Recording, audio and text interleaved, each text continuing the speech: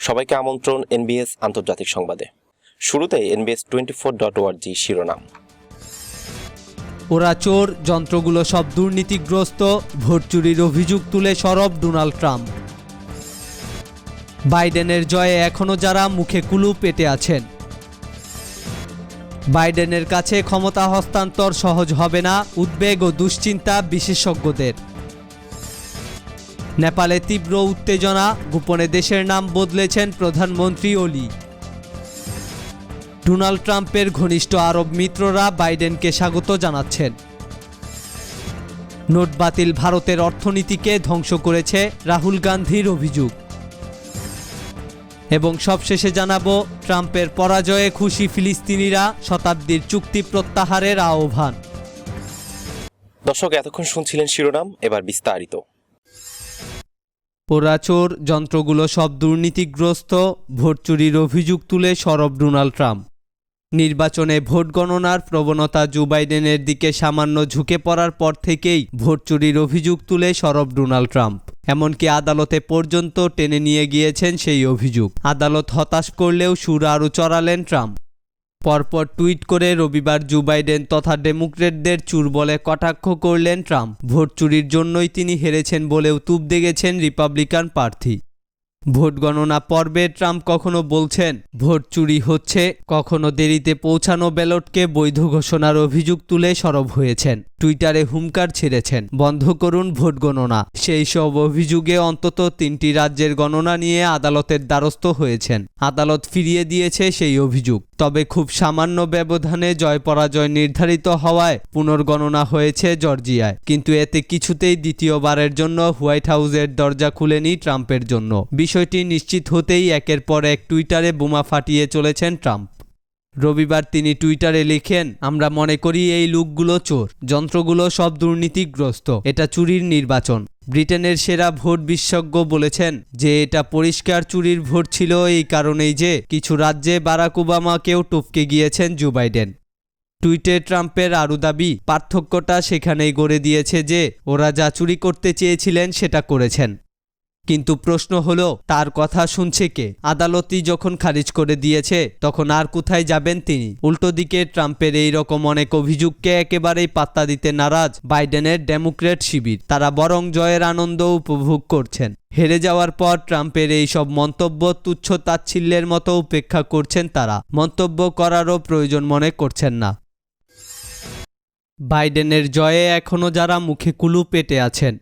মার্কিন প্রেসিডেন্ট নির্বাচনে বিজয়ী ডেমোক্রেট প্রার্থী জো বাইডেনকে বিশ্বনেতারা অভিনন্দন জানালেও বর্তমান প্রেসিডেন্ট ডোনাল্ড ট্রাম্পের সঙ্গে উষ্ণ সম্পর্ক বজায় রাখা অনেক শীর্ষস্থানীয় বিশ্বনেতা এখনও মুখে কুলু পেটে রয়েছেন। ডোনাল্ড ট্রাম্পের বিপক্ষে ঐতিহাসিক জয় পাওয়ায় জো বাইডেনকে অভিনন্দন জানানো মিছিল যখন ছুটছে, তখন কিছু নেতার নীরবতা ছিল উল্লেখ করার মতো।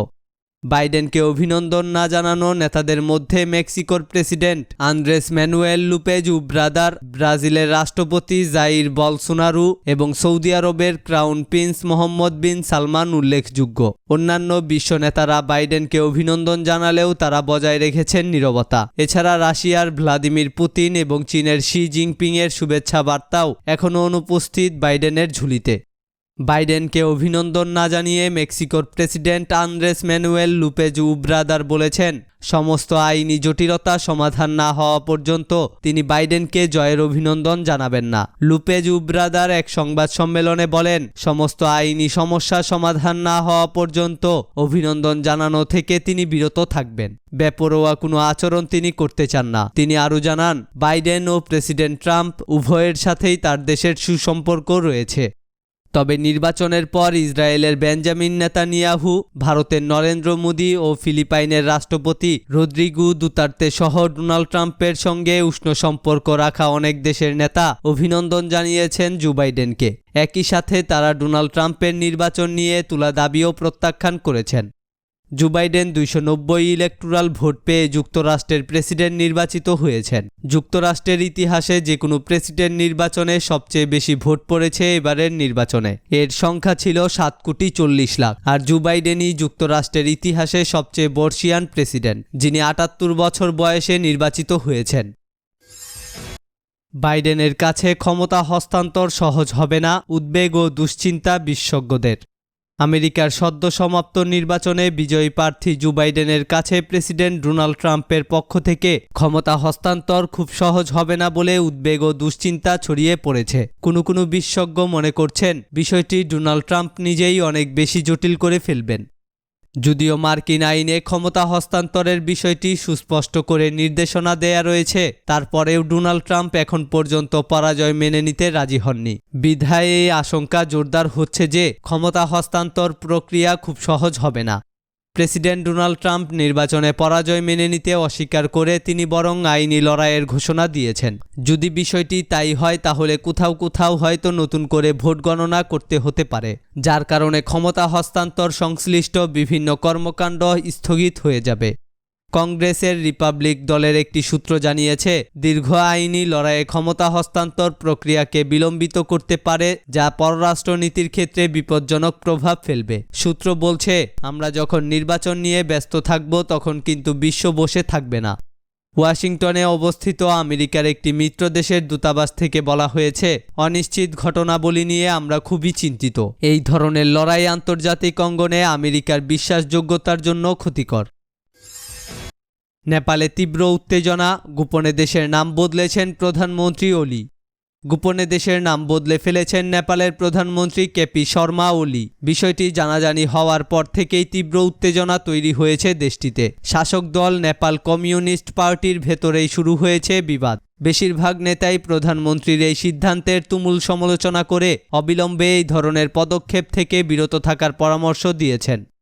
ঘটনাটির সূত্রপাত হয় কয়েকদিন আগে। নেপালের সংসদীয় বিষয়ক আইন ও বিচার মন্ত্রকের পক্ষ থেকে দেশের নাম পরিবর্তনের বিষয়ে একটি নির্দেশিকা জারি করা হয়। তাতে উল্লেখ করা হয়েছিল যে এখন থেকে সব সরকারি সংস্থাকে দেশের নামের জায়গায় ফেডারেল ডেমোক্রেটিক রিপাবলিক অব নেপালের পরিবর্তে শুধু নেপাল লিখতে হবে। কেন আচমকা দেশের নাম পরিবর্তন করা হলো তার কোনো ব্যাখ্যা দেয়া হয়নি ওই নির্দেশিকায়। এর ফলে প্রশ্ন উঠতে শুরু করে নেপালের শাসক দলের মধ্যেই।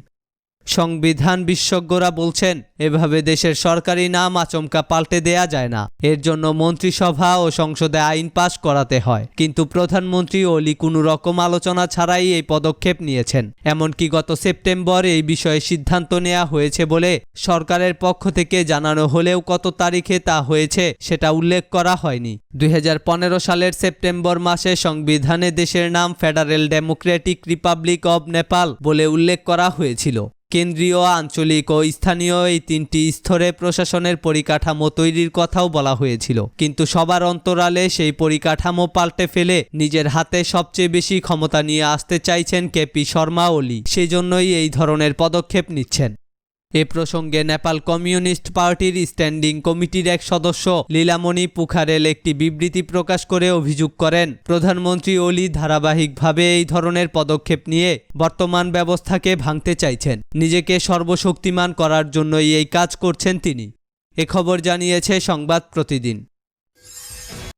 ডোনাল্ড ট্রাম্পের ঘনিষ্ঠ আরব মিত্ররা বাইডেনকে স্বাগত জানাচ্ছেন। মার্কিন প্রেসিডেন্ট ডোনাল্ড ট্রাম্পের ঘনিষ্ঠ আরব মিত্ররা জো বাইডেনকে স্বাগত জানাতে ব্যস্ত হয়ে পড়েছেন। জো বাইডেন এবারের নির্বাচনে প্রেসিডেন্ট নির্বাচিত হয়েছেন, তবে ট্রাম্প এখনও পরাজয় মেনে নিতে রাজি হননি। এরপরও আরব মিত্ররা অভিনন্দন জানাতে শুরু করেছেন। আবুধাবির যুবরাজ এবং সংযুক্ত আরব আমিরাতের কার্যরত শাসক মোহাম্মদ বিন জায়েদ তার টুইটার অ্যাকাউন্টে বলেছেন, মার্কিন প্রেসিডেন্ট নির্বাচনে বিজয়ী জো বাইডেন ও ভাইস প্রেসিডেন্ট কমলা হ্যারিসকে অভিনন্দন। তিনি তার টুইটার বার্তায় আমিরাত ও মার্কিন সম্পর্ককে ঐতিহাসিক উল্লেখ করে বাইডেনের আমলে তা আরও জোরদার হবে বলে আশা করেছেন। সৌদি যুবরাজ মোহাম্মদ বিন সালমান ও আমিরাতের যুবরাজ মোহাম্মদ বিন জায়েদকে আরব বিশ্বে ট্রাম্পের সবচেয়ে ঘনিষ্ঠ মিত্র হিসেবে বিবেচনা করা হয়। মিশরের প্রেসিডেন্ট জেনারেল আবদেল ফাত্তাহ আস-সিসিও ট্রাম্পকে পরাজিত করায় আগেভাগেই জো বাইডেনকে অভিনন্দন জানিয়েছেন। মিশর ও আমেরিকার মধ্যকার সম্পর্ককে আরও জোরদার করার আকাঙ্ক্ষা ব্যক্ত করেছেন তিনি। বাহরাইনের রাজা হামাদ বিন ইসা আল খলিফা জো বাইডেন ও কমলা হ্যারিসকে অভিনন্দন জানিয়েছেন। তিনিও বাহরাইনের সঙ্গে আমেরিকার সম্পর্ক ইতিহাসের গভীরে বলে উল্লেখ করেছেন। কাতারের আমির Sheikh Tamim bin Hamad Al Thani এক টুইটার বার্তায় জো বাইডেন ও কমলা হ্যারিসকে অভিনন্দন জানিয়েছেন। একই সঙ্গে তিনি মার্কিন জনগণকে অভিনন্দন জানিয়েছেন এবং দুদেশের সম্পর্ক আরও উন্নত করার আশা প্রকাশ করেছেন। ওমানের সুলতান হাইসাম বিন তারিক আস সাইদ জো বাইডেনের কাছে একটি চিঠি পাঠিয়ে অভিনন্দন জানিয়েছেন। বাইডেন নির্বাচনে মার্কিন জনগণের মন জয় করেছেন বলে চিঠিতে হাইসাম বিন তারিক উল্লেখ করেন। কুয়েতের আমির, জর্দানের রাজা, ইথিওপিয়ার প্রধানমন্ত্রী, লিবিয়ার জাতীয় সরকারের প্রধানমন্ত্রী ও আফ্রিকান ইউনিয়ন কমিশনের চেয়ারপারসন জো বাইডেনকে অভিনন্দন বার্তা পাঠিয়েছেন। লেবাননের প্রেসিডেন্ট মিশেল আউন জো বাইডেনকে অভিনন্দন জানিয়ে বলেছেন তিনি আশা করেন বাইডেনের বিজয়ের ফলে আমেরিকা ও লেবাননের মধ্যকার সম্পর্কে ভারসাম্য ফিরে আসবে। তবে সৌদি যুবরাজ মোহাম্মদ বিন সালমান চুপ রয়েছেন। নোট বাতিল ভারতের অর্থনীতিকে ধ্বংস করেছে। ভারতের কংগ্রেস সাংসদ রাহুল গান্ধী অভিযোগ করেছেন 4 বছর আগে প্রধানমন্ত্রী নরেন্দ্র মোদী নোট বাতিলের যে সিদ্ধান্ত নিয়েছিলেন তার উদ্দেশ্যই ছিল মোদীর কাছের পুঁজিপতিদের সহায়তা করা। ওই সিদ্ধান্তের ফলে লাভের বদলে ক্ষতি হয়েছে ভারতের। দেশের অর্থনীতি ধ্বংস হয়ে গিয়েছে। 4 বছর আগে 2016 সালের 8 নভেম্বরই 10 মিনিটের ভাষণেই ভারতের প্রধানমন্ত্রী আচমকাই ঘোষণা দিয়ে 500 ও 1000 রুপির নোট বাতিলের সিদ্ধান্ত নেয়। সেই নোট বাতিলের 4 বছর পূর্তির দিনে কেন্দ্রকে তুপ দেগে রবিবার রাহুল এক ভিডিও বার্তা দেন। Speak up against demo disaster শীর্ষক একটি প্ল্যাটফর্মে প্রতিবেশী বাংলাদেশের অর্থনীতি কিভাবে ভারতের অর্থনীতিকে ছাপিয়ে যায় সে প্রশ্নও তুলেন। রাহুল বলেন, কেন্দ্রীয় সরকার বলছে কোভিডের কারণেই অর্থনীতি থমকে দাঁড়িয়েছে, কিন্তু যদি তাই হয় তবে বাংলাদেশেও তো কোভিড রয়েছে এবং বিশ্বের সব জায়গাতেই এই ভাইরাসের প্রকোপ দেখা দিয়েছে। তাই কোভিড নয়, এর আসল কারণ হলো নোট বাতিল এবং গুড সার্ভিস ট্যাক্স। তিনি আরও জানান, 4 বছর আগে প্রধানমন্ত্রী নরেন্দ্র মোদী ভারতীয় অর্থনীতির উপর নির্যাতন চালিয়েছেন। তিনি কৃষক, শ্রমিক, ছোট দোকানদারদের আঘাত করেছিলেন। সাবেক প্রধানমন্ত্রী মনমোহন সিং বলেছিলেন ভারতীয় অর্থনীতি 2% হ্রাস পাবে। পরে আমরাও সেটা দেখলাম। মোদী একটি ত্রুটিপূর্ণ পণ্য পরিষেবা কর বা জিএসটি চালু করেছেন বলেও অভিযোগ রাহুলের এবং এর ফলে ক্ষুদ্র মাঝারি মানের ব্যবসা কার্যরত ধ্বংস হয়ে গেছে। রাহুলের অভিমত, গোটা বিশ্বের অর্থনীতিতে ভারতের যে গর্ব ছিল সেটা মোদিজি ধ্বংস করে দিয়েছেন। ভারতকে নতুনভাবে গড়ে তুলতে কংগ্রেসকেই এগিয়ে আসতে হবে বলেও অভিমত তার।